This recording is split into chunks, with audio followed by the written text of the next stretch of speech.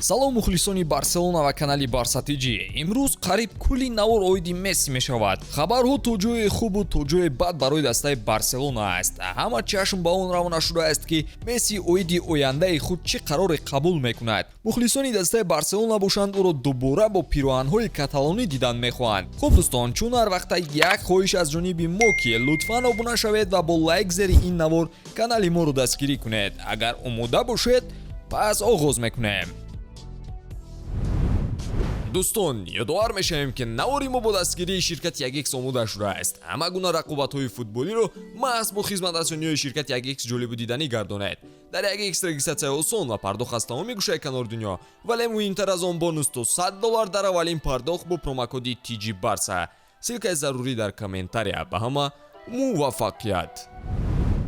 барселона аз ҷониби ла лига барои нақшаи иқтисодии худ ҷавоб гирифт. хабарнигорон Жерар Ромео ва Матео Моретти хабар медиҳанд ки намояндагони ла лига дар мулоқоти дирӯз баргузоршуда нақшаи молиявии каталониҳоро барои мавсими оянда тасдиқ кардаанд. акнун ба таври расмӣ эълон кардани он боқӣ мондаасту халос. тибқи маълумоти Mundo Deportivo тасдиқи нақшаи Барса дар аввал тӯл кашид. бо вуҷуди ин акнун нилнориҳо метавонанд ба ҳамнагари аргентинӣ Лионел Месси ки тарки дастаи ПСЖ кард пешниҳоди расмӣ кунанд. илова бар ин тибқи нақша ба Барселона имкон аст ки шартномаҳои нави баъзе бозингаронро аз ҷумла Гави ва Роналд Араухоро ба қайд гиранд. нақшаи молиявии даста назорати хароҷотҳоро ба назар мегирад ва ғояҳои коҳиши фонди маош ва фурӯши футболбозонро дар бар мегирад. аллакай президенти дастаи Барселона Жоан Лапорта бо падари Лео Месси мулоқот кард то имкони бозгашти Мессиро муҳокима кунанд. хабар медиҳад Тони Хуан Марти. мулоқот вақте баргузор шуд ки ла лига ба Барселона барои трансферҳои ин тобистон чароғи сабз дод. интизор меравад ки даста пешниҳоди расмии худро танҳо баъди фурӯши ягоне аз бозингарони калидиаш сомон медиҳад. капитани мунтахаби Аргентина пас аз ба охир расидани шартномаи дусолаи худ дар Парис Сен-Жермен ба ҳайати нилнориҳо ҳамчун агенти озод бармегардад. падари Лионел Месси хоҳиши Мессиро барои бозгашт ба Барселона тасдиқ кард. лео мехоҳад ба Барселона баргардад ва манам мехоҳам ки ӯ баргардад. мо боварӣ дорем ки Лео метавонад баргардад. чунин гуфт пас аз мулоқот бо президенти дастаи Барселона Жоан Лапорта, падар ва агенти бозингар Хорхе Месси. новбаста ба ҳама, Барселона то ин дам ягон пешниҳоди расмӣ ба ҷониби Месси накардааст. қаблан хабар дода шуда буд ки президенти Барселона Жоан Лапорта бо падари Лионел Месси мулоқот кардааст ва дар вохӯрӣ танҳо эҳтимоли бозгашти капитани мунтахаби Аргентина ба Барселона баррасӣ шуд. тибқи маълумотҳои инсайдер Фабрицио Романо, дастаи каталонӣ барои Месси пешниҳоди расмӣ накардааст. Лапорта ва падари бозингар барои ёфтани роҳи ҳалли масъала чанд соат вақт гузаронидаанд. гуфта мешавад ки гуфтушунидҳо аз пештара дида дар ҳоли рушд ҳастанд.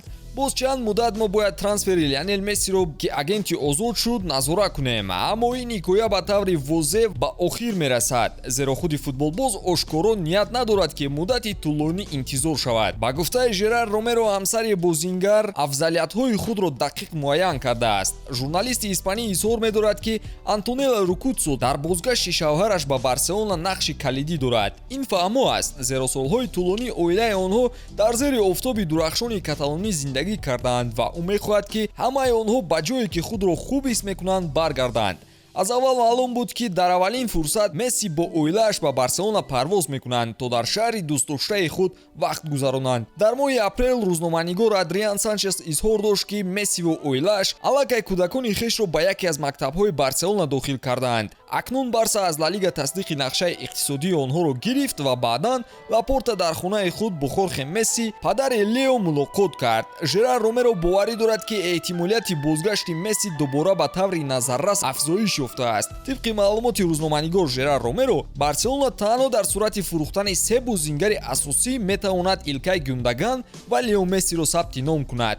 Ромеро илова кард ки нилнориҳо эҳтимолан ба ла лига хабар доданд ки кадом бозингарон ва бо кадом маблағ ба фурӯш гузошта шудаанд ва аз ин рӯ роҳбарияти лига нақшаи техникию иқтисодии каталониҳоро тасдиқ кардааст. се футболбозе ҳастанд ки эҳтимолан дар тобистон дастаро тарк мекунанд. фурӯши онҳо ба Барса имкон медиҳад ки тақрибан 100 миллион евро ба даст оранд ва инчунин ба кам кардани музди меҳнати бозингарон кӯмак кунад. ана акнун бошад се бозингаре ки метавонанд Барселонаро тарк кунанд, мо ба шумо мегӯем. Якум Ансу Фати нимҳимоятгар дар байни футболбозони сердаромадтарини нилнориҳо ҷои сеюмро ишғол мекунад ки пас аз Де Йонг ва Левандовски ҷойгир шудааст. Дар ин мавсим Ансу 10 гол зад ва 4 ассист дорад. Тибқи маълумоти Диарио Спорт, каталониҳо мехоҳанд Фатиро фурӯшанд ва кӯшиш мекунанд ки бозингарро аз даста хориҷ кунанд. Дуюм Ферран Торрес. Тибқи маълумоти нашрияи Эл Насионал, хави ба бозингари испанӣ хабар додааст ки дар мавсими оянда ӯ бозӣ намекунад, ҳатто агар Торрес дар даста монданро интихоб кунад. Дар ин мавсим дар 45 бозӣ бо пироҳанҳои Барса Ферран 7 гол зад ва 3 ассистро ба қайд гирифтааст. Ана аз моҳи апрел инҷониб Торрес ба фоидаи даста ягон амали натиҷабахш накардааст. Сеюм Франк Кесе. Дар ҳисоби бозингари Котъюарӣ 3 гол ва 3 ассист дар 43 бозӣ дар ҳайати каталониҳо мебошад. Франк ба даҳгонаи бозингарони сердаромадтарини Барса дохил мешавад. ӯ ҳамон қадар маош мегирад ки Тер Штеген ва Кристенсен мегиранд. илова бар ин дастаҳои Арабистони Саудӣ ба ҳамлагари асосии Барселона Левандовски мароғ зоҳир кардаанду баъд аз харидани Роналду акнун ҳадаф доранд ки Левандовски ва Бенземаро ҳам ба Арабистон баранд. Манбаъҳои наздик ба Левандовски тасдиқ мекунанд ки Арабистони Саудӣ ба бозингар диққат дорад, аммо Роберт ин вариантро истисно кард. Левандовски имкони тарки Барселонаро баррасӣ намекунад. Бозингар худро дар Каталония роҳат ҳис мекунад ва поляк ният надорад ки аз Барса даст кашад. Новобаста аз он ки дар Арабистон ба ӯ чӣ қадар пул пешниҳод карда мешавад. Ҳам ӯ ва ҳам оилааш дар Барселона хеле хушбахтанд. Раваду агар Арабистони Саудӣ хоҳад ки Левандовскиро бихарад, пас ин барои онҳо осон аст. Нархи шартнома 500 миллион евро. ба назари шумо кадом бозингарони Барселона бояд фурӯхта шаванд? Фикри худро дар ин бора ҳатман дар комментария қайд кунед ва мунтазири навори ҷадид бимонед. хабарҳои баъдӣ бисёр ҳам муҳим барои дастаи Барселона мегарданд. хайр.